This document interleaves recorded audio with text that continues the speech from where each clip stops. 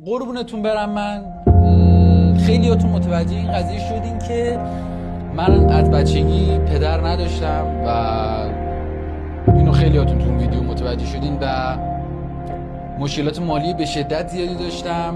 شرایط به شدت بد بود. میخواستم پامو عمل بکنم، پول نداشتم، بیمارستان قبول نمی‌کرد، اصلا یه داستانایی داشتم و چون این شرایط رو درک کردم، میدونم که چه اتفاقایی برای دیگران داره میفته. من سرپرستی 3 نفر رو بچه به عهده دارم.